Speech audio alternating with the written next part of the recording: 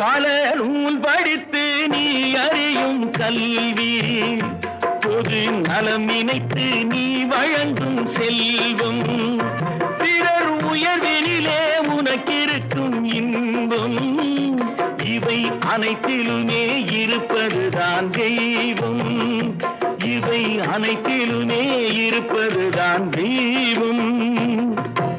இதோ எந்தன் தெய்வம் முன்னாலே நான் ஒரே ஒரு புன்னகையில் கண்டேனே.